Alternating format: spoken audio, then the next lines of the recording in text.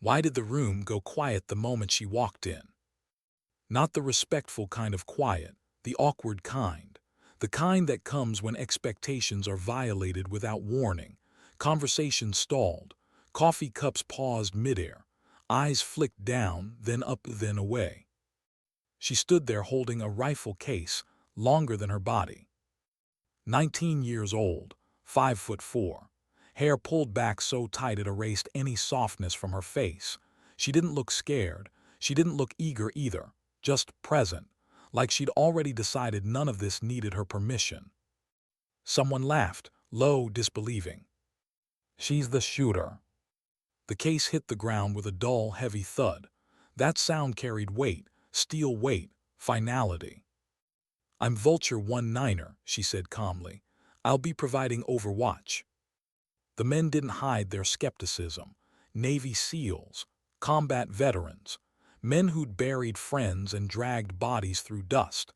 They looked at her the way soldiers look at bad intel. One of them leaned closer, smelled like oil and tobacco. "You even fired a Barrett before, kid." She didn't answer immediately. She learned silence unsettled people more than defense. "Yes," she said finally, "enough to know it doesn't care how old I am." That earned another laugh, but something underneath it shifted. Not respect, not yet, something closer to irritation.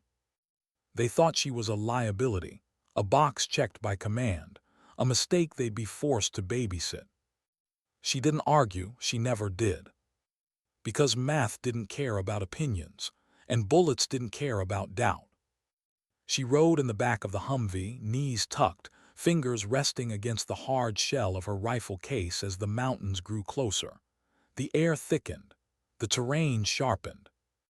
She whispered numbers under her breath: wind, pressure, distance. Just doing the math. The range shimmered with heat.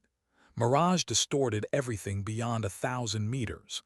The men leaned against vehicles, arms crossed, already bored. 10 minutes, the team leader said.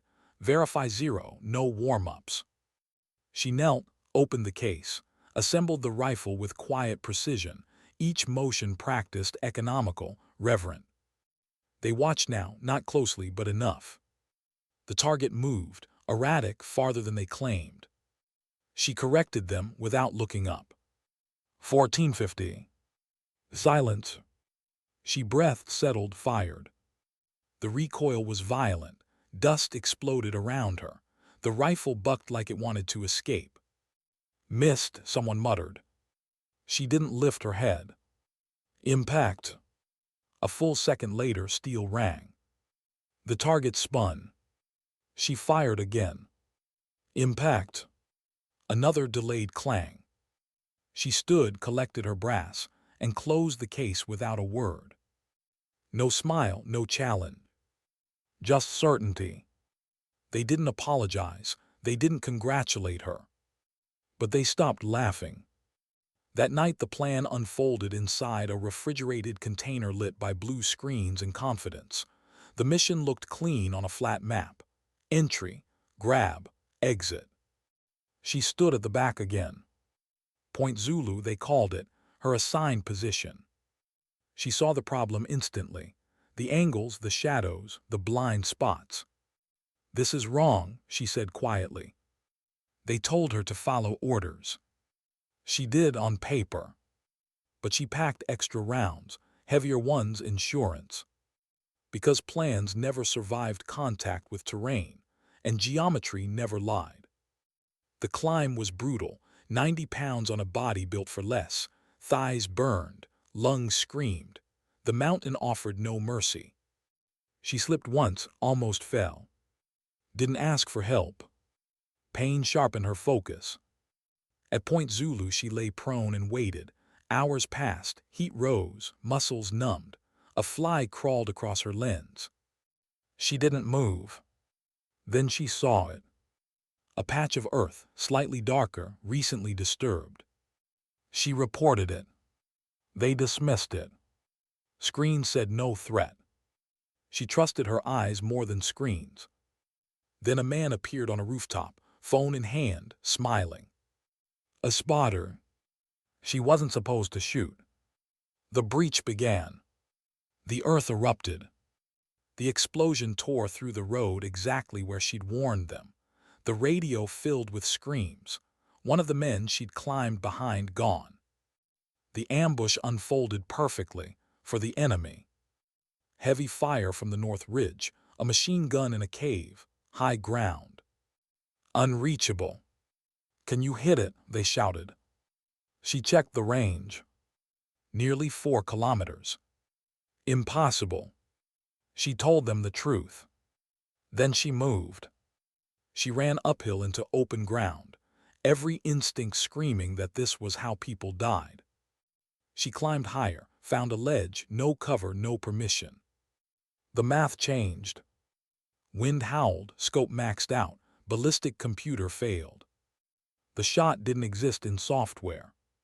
So she built it in her mind. Gravity spin, Earth's rotation.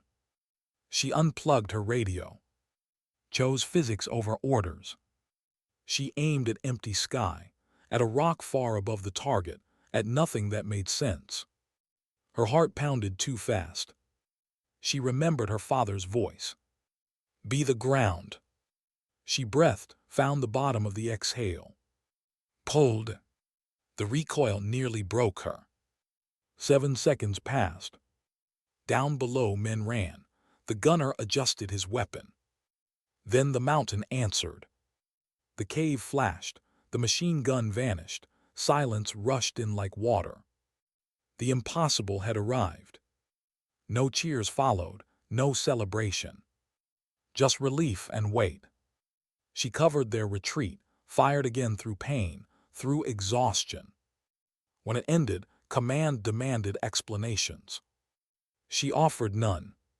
She lay alone on the ridge, staring at a spent casing beside her face. A small thing, heavy with consequence. Later they'd argue records, distances, ballistics. But none of that mattered to her.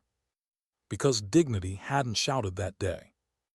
It hadn't demanded belief. It had simply acted. Sometimes that's enough. Why did her hands start shaking only after the firing stopped? Not during the climb. Not when the ground exploded. Not even when the radio filled with screaming voices that suddenly knew her name. Only now. She lay flat against the rock, cheek pressed to cold stone, the rifle still pointed toward a threat that no longer existed. The mountain didn't echo anymore. The valley had gone unnaturally quiet, as if the land itself was holding its breath, unsure what came next. Her fingers trembled against the trigger guard. She forced them to still.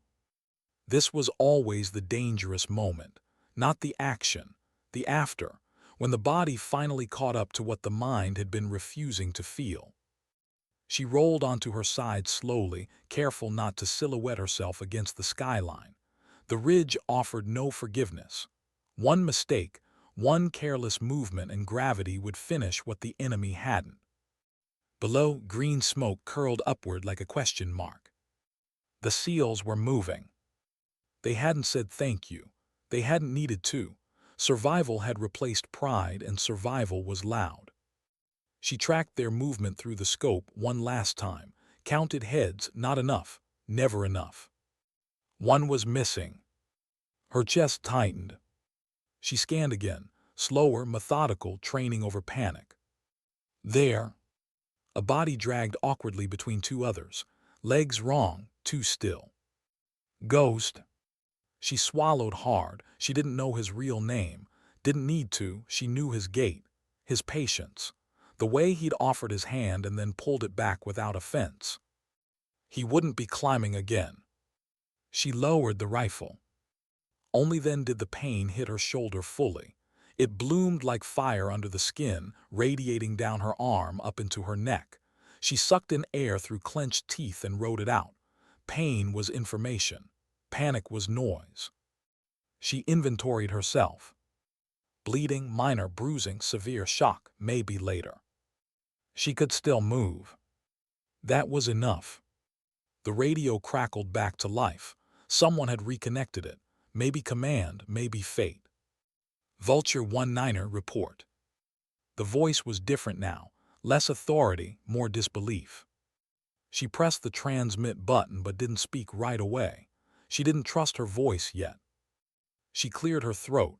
Overwatch complete, enemy heavy weapon neutralized, Viper team exfil underway. Silence. Then quieter, confirm last shot. She looked back toward the cave. Smoke still drifted lazily from the ruined mouth. Nothing moved. Confirmed, she said. Another pause, longer.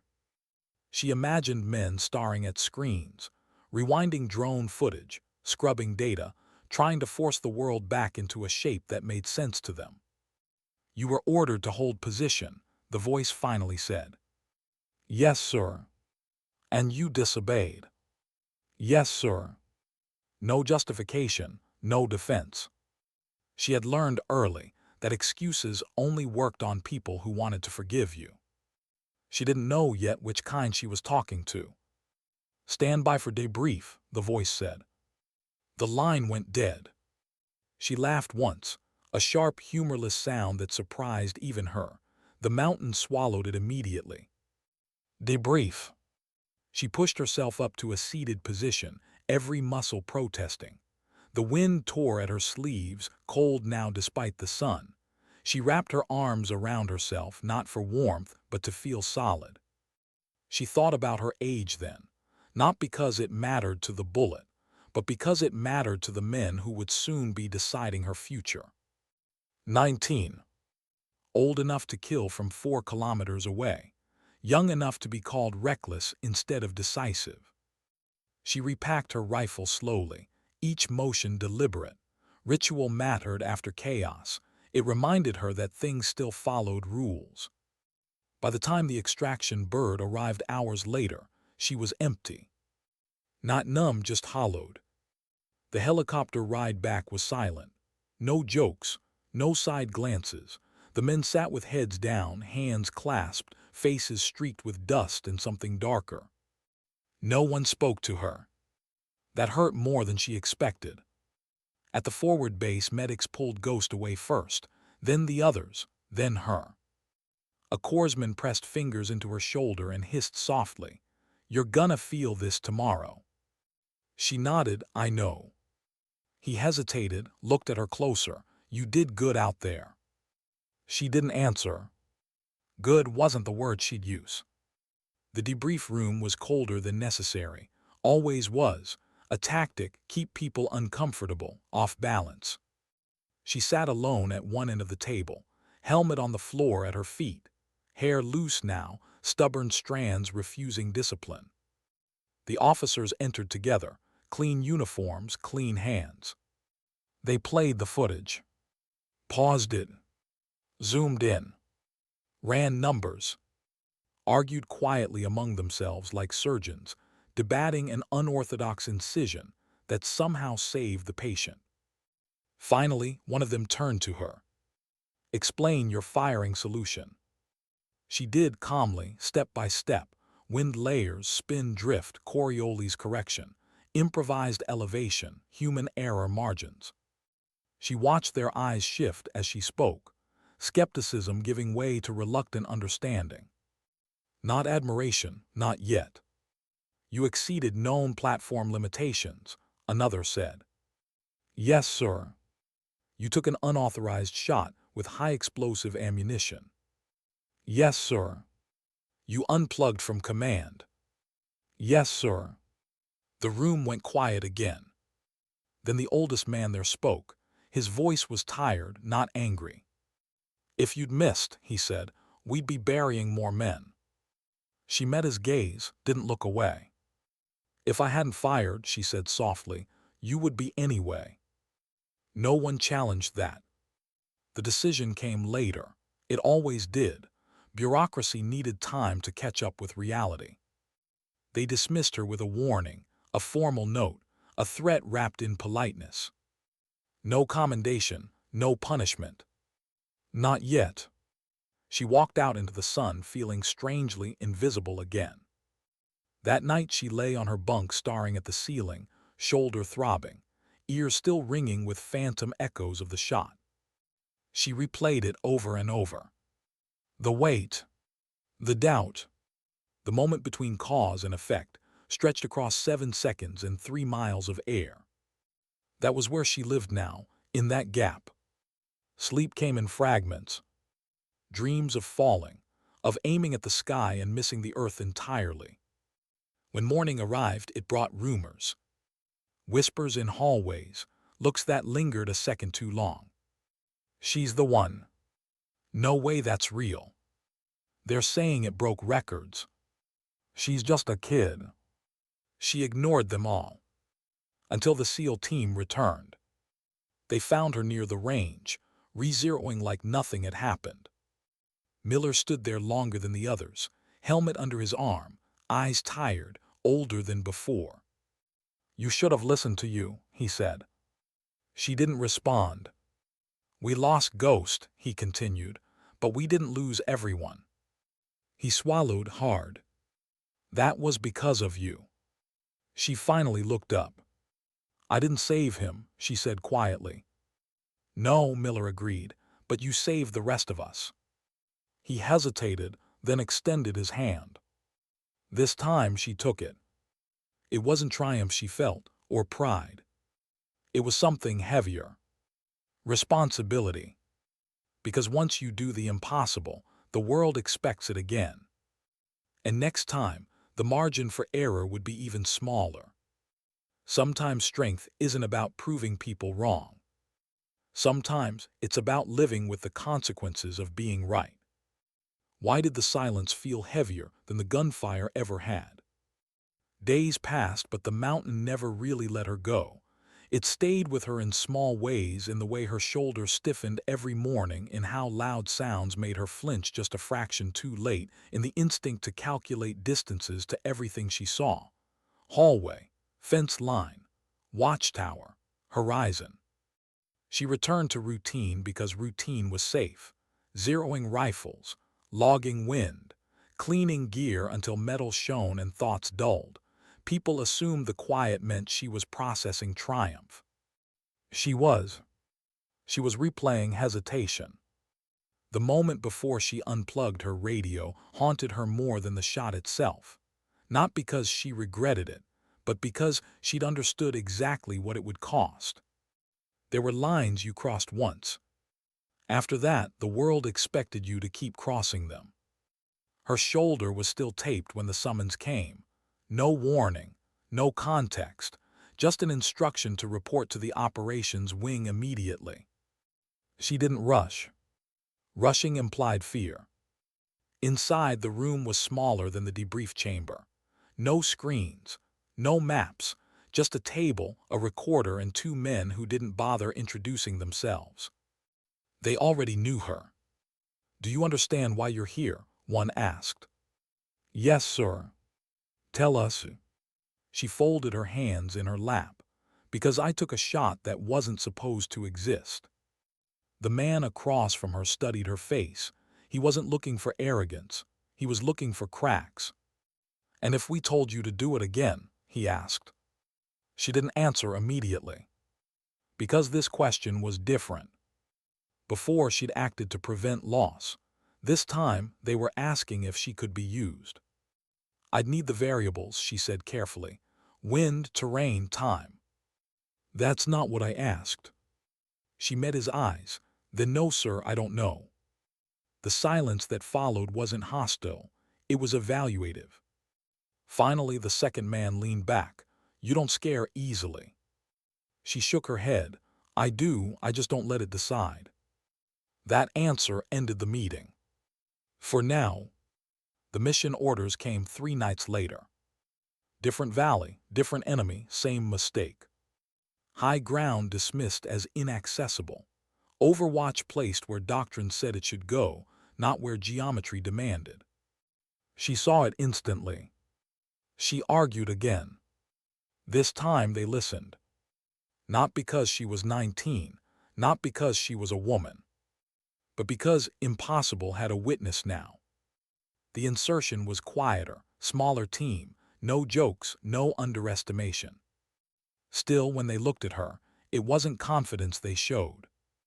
It was expectation. That was worse. They climbed before dawn, the sky pale, undecided. Her pack felt heavier than last time, even though it was. The weight wasn't physical. It was the question no one asked out loud. What happens if she fails? She reached her position hours before first light. A narrow ledge cut into rock like an afterthought. Wind cleaner up here. Honest. She liked honest wind. She built her hide, camouflage, shadow, stillness. As the sun rose, the valley revealed itself slowly. Buildings, roads, patterns. People. That was always the hardest part. The radio crackled. Vulture, you're clear. She scanned. Then she saw it. A child. Too small to carry a weapon. Barefoot. Moving between buildings with the unthinking ease of someone who didn't know they lived inside a battle space. Her chest tightened. She tracked past him, forced herself to look away. Targets emerged, armed, careful, professional. The mission unfolded cleanly at first, too clean. She felt the tension creep back. This valley had learned. A figure appeared on a ridgeline opposite her. Binoculars, long rifle, watching not the team but the mountains. Watching for her. Her pulse ticked up. They were hunting the hunter. She reported it. Command hesitated, classified him as overwatch, threat uncertain. Uncertain got people killed. She held him in her scope for minutes that felt like hours, waiting for confirmation that never came. Below, the team breached. The enemy sniper shifted position. That was confirmation enough. She fired. The shot was shorter, easier, the kind she'd practiced 1,000 times. The man dropped behind the ridge and didn't rise again. No cheers, no record. Just one less variable. Then everything went wrong anyway. A secondary element emerged from a tunnel the maps hadn't shown. Fire erupted from behind the team. Close, chaotic. She swung the rifle hard, calculations compressed into instinct. She fired again and again. Each shot precise, controlled, necessary. Until the magazine ran dry. She reloaded with shaking hands. Below, smoke, shouting, a wounded operator down. She scanned desperately for the source of fire. Found it. But something was wrong. The angle forced the bullet path through a building wall. Brick, reinforced. Collateral. Her finger hovered.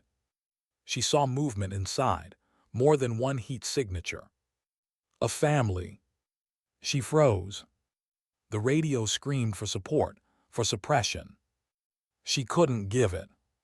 Time slowed, morality sharpened. This was the cost no one talked about. She chose. She shifted aim, targeted the weapon's barrel as it protruded from the window. A smaller margin, less certainty. She breathed. Fired. The round shattered the rifle. The man fell backward. The room went quiet. Her legs nearly gave out. The team extracted with casualties, but alive. Back at base, no one asked about that shot. They didn't know how close it had come to something else. She lay awake that night staring at her hands. They looked the same. But she knew better. Strength wasn't about pulling the trigger. It was about knowing when not to, and living with the doubt forever. She understood now why veterans aged so quickly. It wasn't the years. It was the weight of every decision that didn't make it into reports. The next morning she was offered a new designation, a quieter role, fewer questions. She accepted, not because she wanted glory, but because someone had to stand where maps failed. Someone had to see the wind before it moved. And because once you learn how fragile the line is between protection and destruction, you don't walk away. You just carry it more carefully. Why did she hesitate when the order finally sounded like permission? The offer came wrapped in quiet language and careful smiles. No ceremony, no handshake for the record, just a closed room, a thin folder and words chosen to sound optional even though they were. You'll operate detached, they said. Low visibility, no name on the mission brief. If something goes wrong, you won't exist. She nodded. That part didn't frighten her. What unsettled her was the relief she felt when they added, "You'll choose your own firing conditions." Freedom was heavier than orders. The first time she deployed under the new designation, she noticed how empty the helicopter felt. No chatter, no bravado, just rotors, vibration, and the low hum of inevitability. The men across from her didn't ask how old she was. They didn't ask how far she could shoot. They asked how long she needed. 6 hours, she said. They gave her 8. The terrain was wrong in a different way this time. Not dramatic, not towering, just deceptive.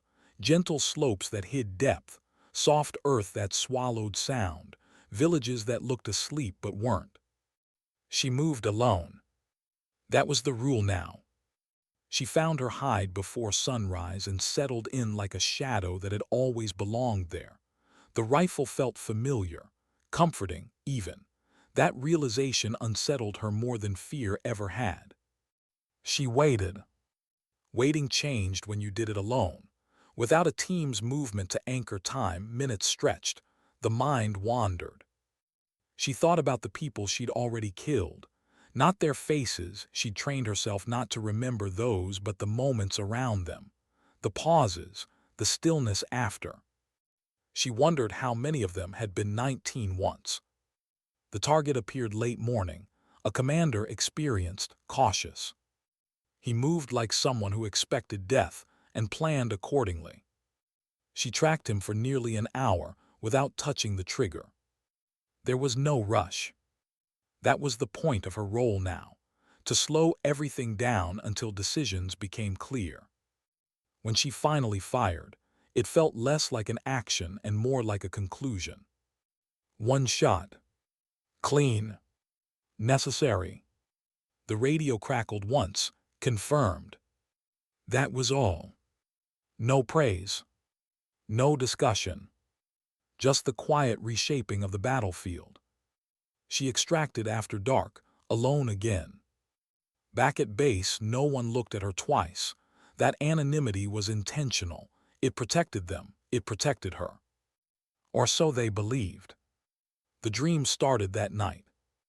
Not violent ones, worse. Dreams where she didn't pull the trigger, where she hesitated and watched consequences unfold without her. Faces she recognized but couldn't reach. Mountains she climbed too slowly. She woke with her heart racing, hands clenched as if still gripping the rifle. She started running again, long distances, before dawn, until her lungs burned enough to drown thought. Pain was simpler. Weeks passed, missions blurred together, different valleys, same calculations. She noticed a pattern before anyone else did. The enemy was adapting. Not tactically, psychologically. They were changing behavior when the wind was wrong, when ridgelines felt watched, when nothing had happened yet but might. They were afraid of an absence, of a shot they couldn't hear coming.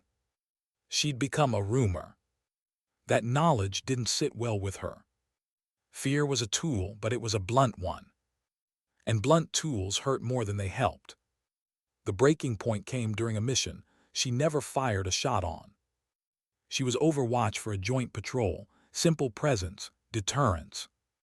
A boy appeared on the ridge opposite her, older than the last one, 12, maybe 13, holding binoculars too big for his face. He wasn't a fighter, not yet. He scanned the valley with curiosity, not intent.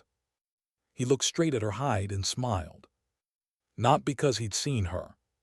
Because he felt safe. Her finger twitched. The rules said nothing. He was unarmed, not a threat. But she understood something in that moment that no training covered. He would remember this day. The fear in the village. The way men whispered about a sniper who could reach anywhere. He would grow up in the shadow of that story. She let him walk away. The patrol completed its route without incident. Back at base, she wrote a single line in her notebook. Presence changes more than bullets. Command wasn't pleased when she began declining certain shots, not openly, quietly. She's hesitating, someone said. They were wrong. She was choosing. During her next evaluation, the question came again. If we need you to fire, will you? She answered honestly. If it changes something, she said, yes. And if it does? She paused, felt the weight of that answer. Then no. The room went still. That answer would limit her career, she knew that. It would also let her sleep. They didn't remove her, not yet. Because sometimes the most dangerous operator wasn't the one who fired the farthest. It was the one who knew exactly when not to.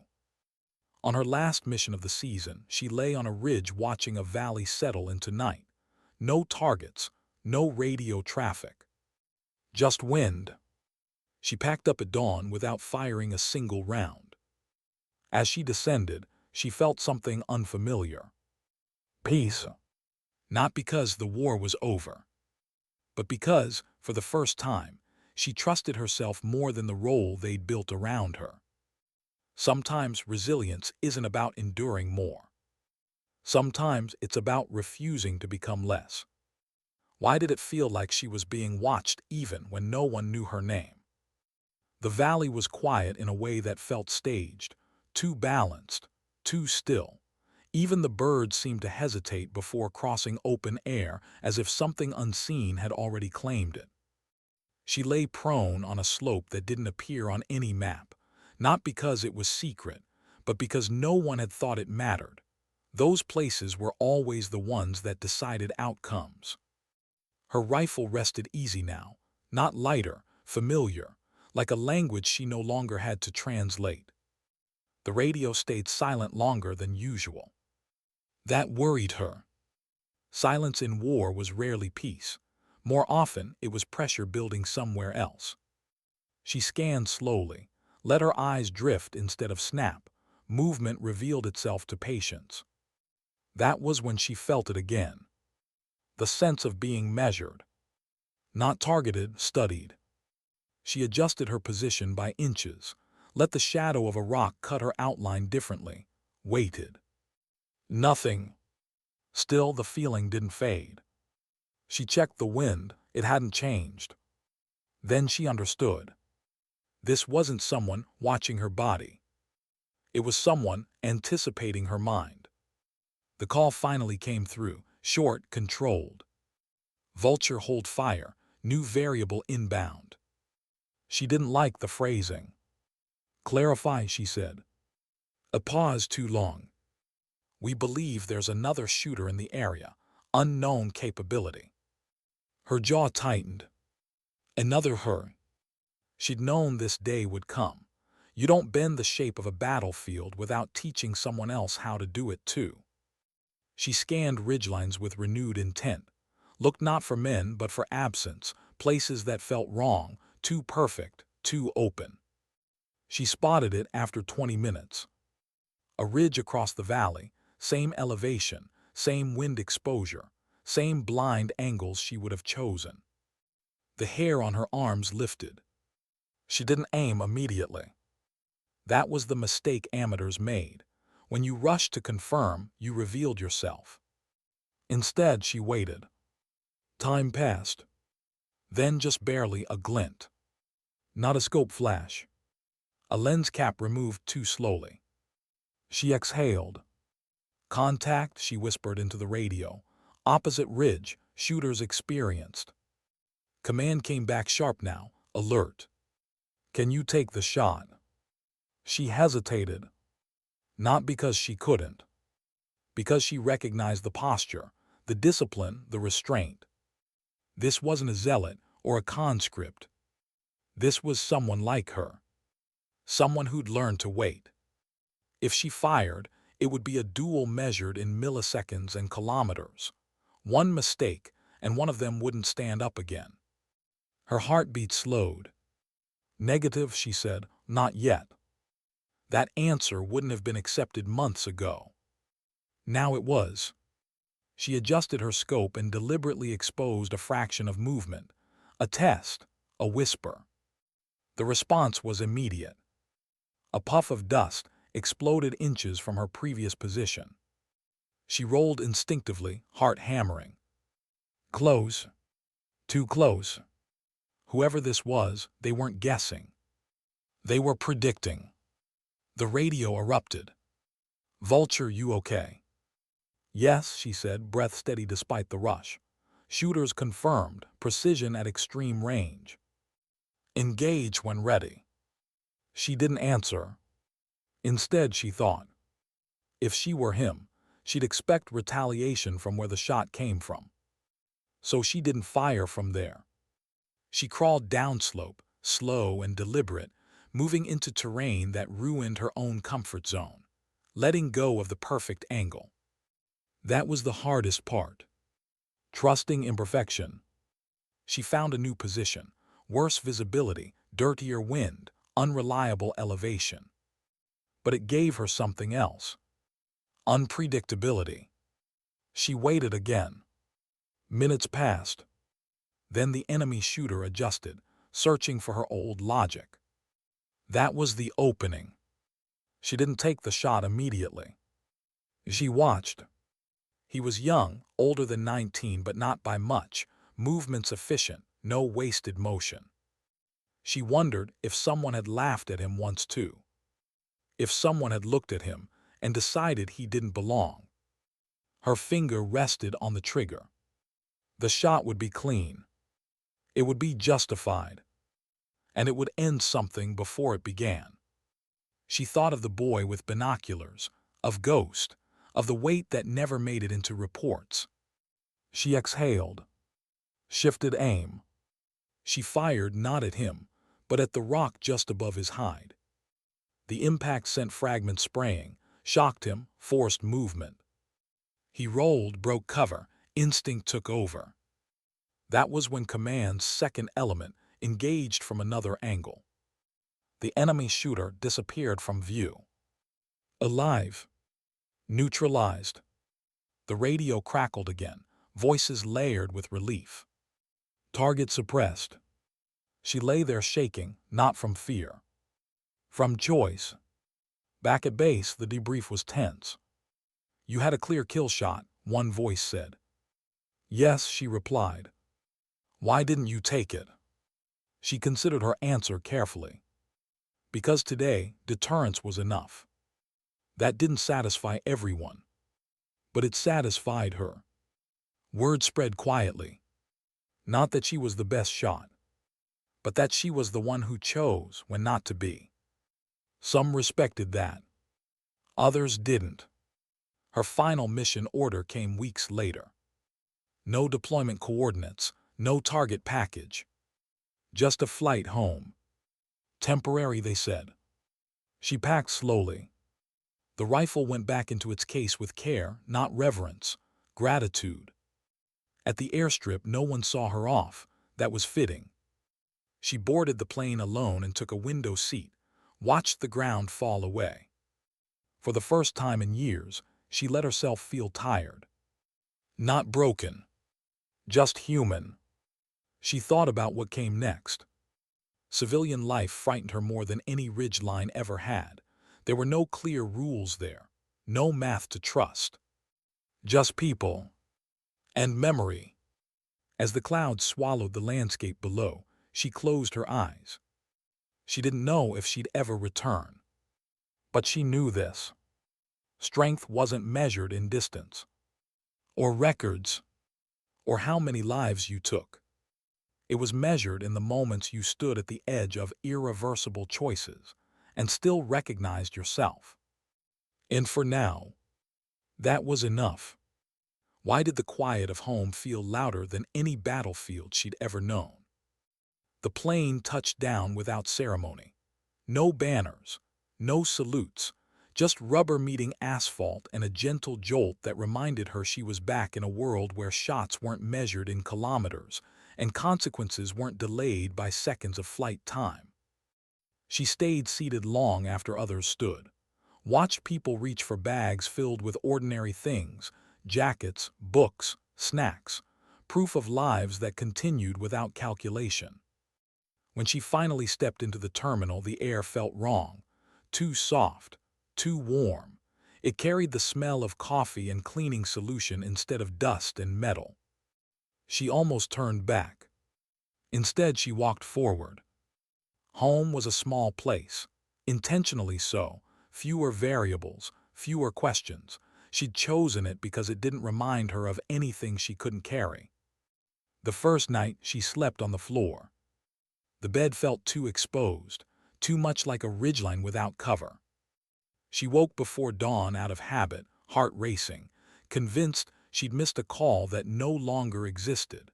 It took several seconds to remember she wasn't on anyone's clock anymore. That realization didn't bring relief. It brought emptiness. Days passed in fragments, groceries, paperwork, sunlight through unfamiliar windows. People smiled at her in passing, unaware of the distance she'd crossed to stand there. They saw a young woman, quiet, polite, slightly tired. They didn't see wind charts in her mind, or angles, or the way her eyes still searched rooftops without permission.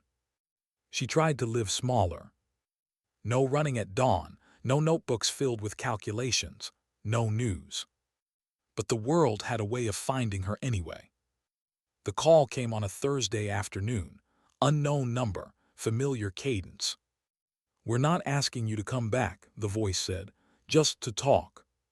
She considered hanging up. She didn't.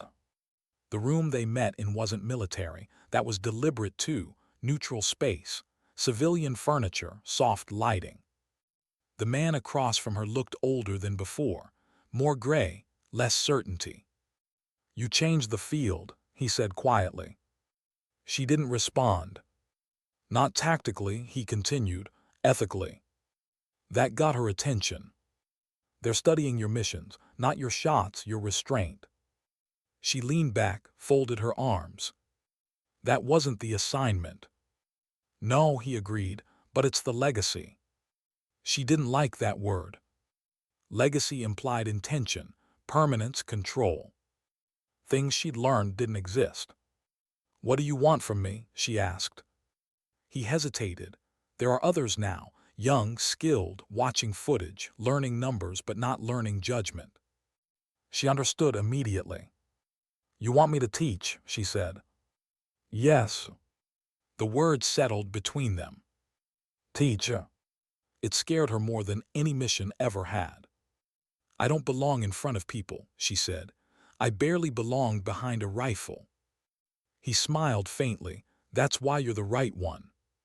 She didn't answer that day. She walked instead, miles, let the city stretch and compress around her, let the noise wash over the quiet inside. She thought about the young sniper across the valley, the boy with binoculars, Ghost. She thought about 19-year-olds with steady hands and unsteady purpose. By nightfall she knew. The training facility was modest. No banners, no slogans, just wind flags, steel targets, and instructors who spoke softly. She stood at the back at first, observed, listened. The students were good, very good, confident in a way only the young could be, hungry for precision, for records. They whispered when they recognized her, the girl from the footage, the impossible shot. She waited until the whispers died on their own. Then she spoke. She didn't start with her record. She started with her mistake. "The first shot I ever took that mattered," she said. "I almost missed because I wanted to prove something." They leaned in. "I wasn't thinking about the person behind the target," she continued. "I was thinking about the people watching me." She let that sit. "Never confuse skill with purpose," she said. "One of them saves lives, the other just looks impressive." They asked about wind, distance, equipment. She answered briefly. Then she asked them questions. What happens if you're right, but wrong for the moment? What do you do when the math says shoot, but your conscience does? They didn't have answers yet. That was the point. Weeks turned into months. She found a rhythm she hadn't known she needed. Mornings on the range, afternoons walking, evenings where sleep came without rehearsed vigilance. The dreams faded. Not disappeared. Just softened. One afternoon, a young woman stayed behind after training. Similar age to when she'd started. Same tight focus. How do you live with it? The girl asked quietly. With what? The shots you didn't take, the ones you did. She thought carefully. You don't live with them, she said finally. You carry them like weight. You don't put it down. You just learn how to walk without letting it crush you. The girl nodded, not fully understanding yet. But she would. Years later, perhaps. On a clear morning near the end of summer, she returned to a ridge, not for a mission but for herself. No rifle, no radio. Just wind and distance. She stood there for a long time, feeling the land instead of measuring it. She wasn't 19 anymore. She wasn't a record. She wasn't a rumor. She was a woman who had stood at the far edge of decision and learned that power wasn't in the shot. It was in the restraint that followed. As she turned back toward the trail, she felt something settle inside her. Not pride. Not redemption. Something quieter. Acceptance. Because sometimes, dignity doesn't shout across valleys or break records written by men who never knew your name. Sometimes, dignity doesn't even pull the trigger. Sometimes, it simply knows when to act and when not to.